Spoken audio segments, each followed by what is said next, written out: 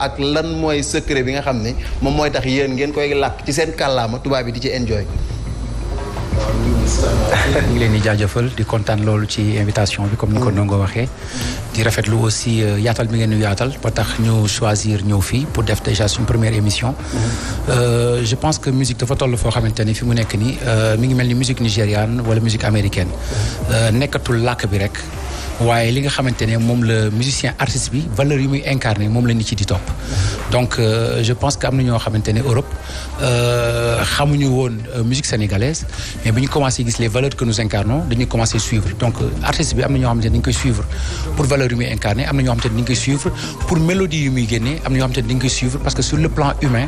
dafa indi benn brassage de culture maanaam day jokkale culture yi nga xamante ne nit ku ñuul ak nit ku weex ak képp ku ma doon juif ak arabe boo déggee musique bi di nga ci mën a gis sa bopp nekk na loo xamante ne ca ndorteel ga dañ doon xuus rek di ko def nii parce que ay jeunes la ñu woon yoo xamante ne dañu bëggoon bokk ci benn mouvement mais bu ñu demee ba ci biir dañu gis ne que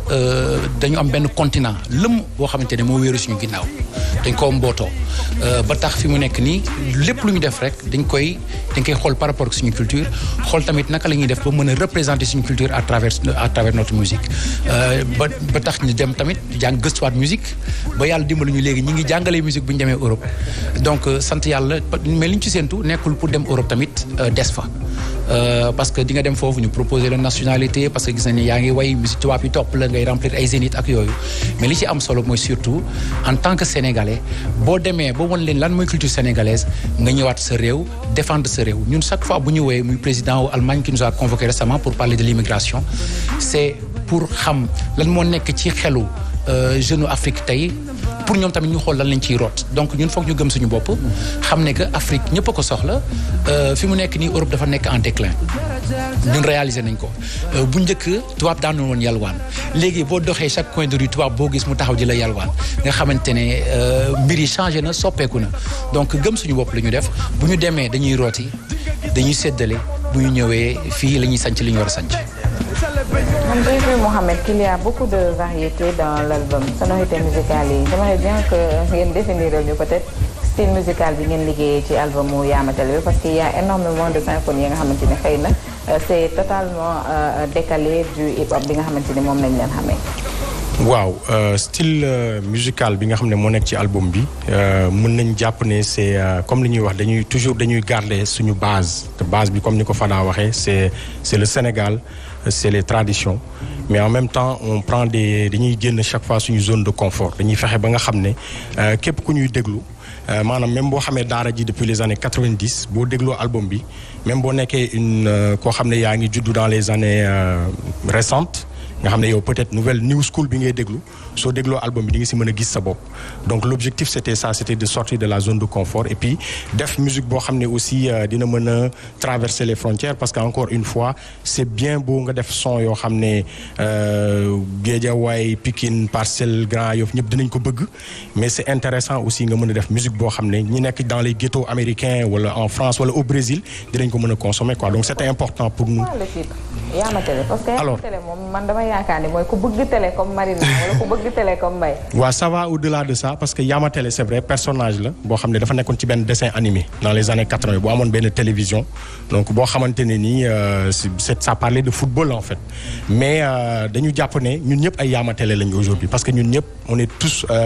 scotchés avec nos écrans mais en même temps il y a un message qui est codé dans Yaamatel c'est-à-dire li ñu bëgg a wax mooy ñun ñëpp on aime bien être sur Instagram sur WhatsApp sur Google etc mais il est temps que jeunes africains yi ñu mën a créer loo xam ne contenu yoo xam ne ñeneen ñi ni ñu créer Google créer Instagram africains yi tam mën a créer seen propre outil quoi donc loolu mooy objectifu projet bi mais je pense que album bi il faut nga déglu ko pour mën a décortiquer li ci nekk. mais y a un message ci album bi parce que boo xoolee titre bu ne day wax. Yaamatel ça parle. ADN day wax ghetto day wax jamono day wax Saran Fou moom Saran Fou. Tek Chaka Zulu jàngaan jot na yooyu yëpp c'est des titres yoo xamante ni am na lu laa ko ci ginnaaw c'est quoi le message. waaw xam naa bon en général titre daara ji boo koy déglu dafay c'est connecté chaque titre suñuy def li ñuy def day mel ni benn blueprint day mel ni dafa am benn comme li ñuy wax benn idée générale day mel ni yaa ngi nekk ci benn kër gi dafa am chambre bu nekk dafa am fooy jaar pour dugg ci beneen chambre bi donc titre boo déglu da ngay jàpp ne c'est comme une suite logique waaw boo xoolee album yi ñu def avant sax que ça soit récemment lañu gis problème immigration mais ñun yàgg nañ ci wax depuis Exodus après y a unité 75 et cetera ba jamono quoi voilà Diaw gis nañ ni que message bi nga xamante ni yéen a ngi koy lancé ci jeunesse panafricaine bi plutôt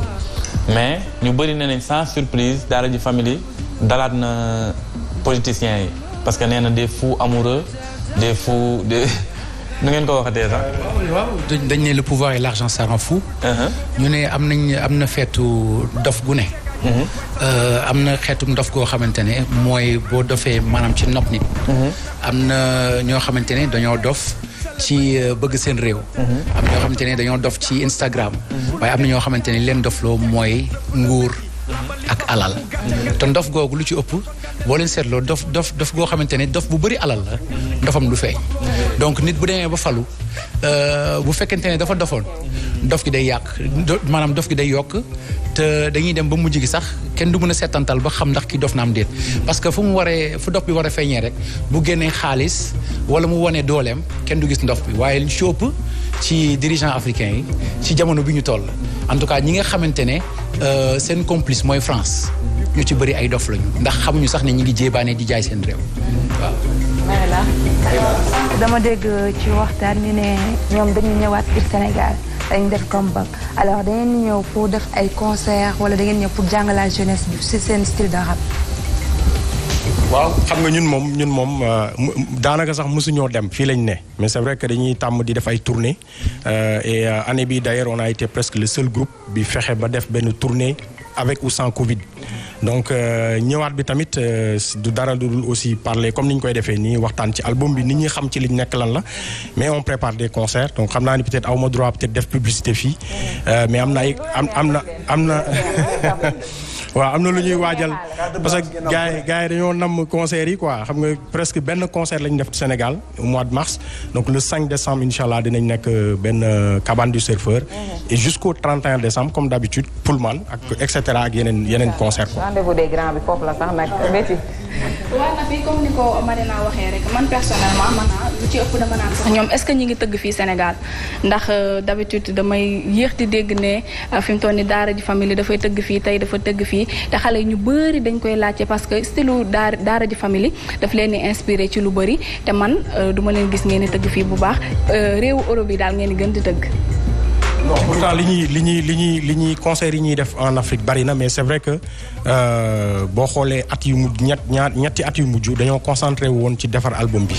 donc en 2018 la ñu presque la ñu entamé conception album bi donc c'est vrai qu'en 2019 on a été moins présent parce qu'il fallait ñu terminer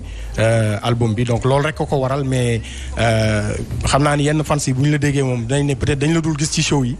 mais ñu ngi def ay concerts de temps en temps au Sénégal quoi. balaa ñu def ci vidéo j'aimerais beaucoup ñu wax ci featuring yi parce que ñu bëri ñu ngi xaar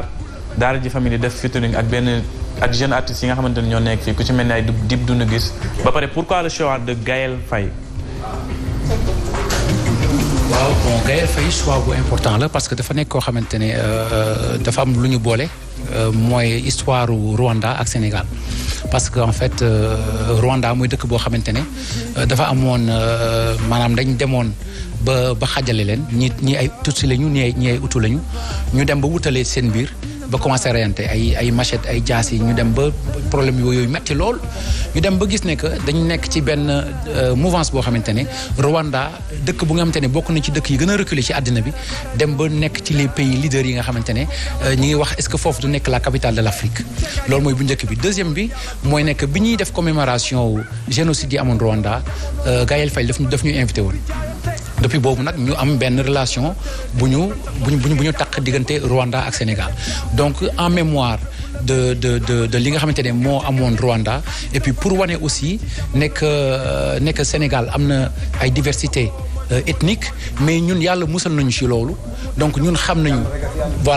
naka la ñu def ba mën a maintenir jàmm bi ak les cousins de plaisanterie maanaam li ñuy wax kàll séeréer beeg tukulóor beeg jolaa bi ku nekk di kàllante di tooñ sa morom bokk na ci li nga xamante ne moom moo maintenir dëkk bi donc benn jàngalante la boo xamante ne moom la ñu seqoon bu njëkk dem ba mujj gi mu doon une fraternité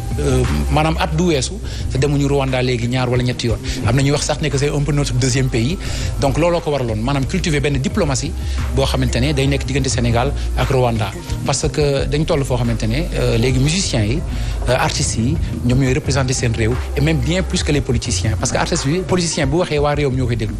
mais artiste bi mun a dem wax ak réew bu nekk ci làkk bu nekk te fu nekk donc mun na consolider n'importe qui mun na feccloo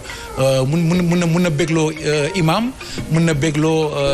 président mun na bégloo prêtre donc ñun chance boobu la ñu am donc dañuy profiter pour aussi représenter Sénégal def consolidation boo xamante ne bu dëgër la donc looloo waral def choix bi mais concernant les artistes sénégalais am na ay artistes sénégalais yoo xamante ne suñu ay rakk lañu côtoyé nañu pour def ay featuring am na yoo xamante ne ñorul woon donc on a remis les projets un peu parce que tamit bu ñuy def benn featuring il faut que tamit ñu bëgguñu rek def featuring gars yi taxaw ni bëgg dañu bëgg def featuring yoo xamante ne dañu mën a jël suñu frères yi aussi hisser leen sur la scène internationale puisque ñun am nañ benn bunt foofu dañuy fexe def liggéey bu ñor boo xamante ne bu ñu ko defee suñuy partenaire wala àdduna bu ñu ko dégloo wala Nigérian bi dina ne Sénégal il se passe vraiment quelque chose loolu tax suñu choix yi muy yéex bon Ndongo avait fait un featuring avec Dip man maa ngi pare ay affaires aussi avec d'autres artistes je vais taire le nom mais xam naa bu ñu ci àggee incha allah gars yi nañ ci jot. ayca dem seetaani vidéo bi foo ñu dem seetaani vidéo bi après ñu dellu si waat ci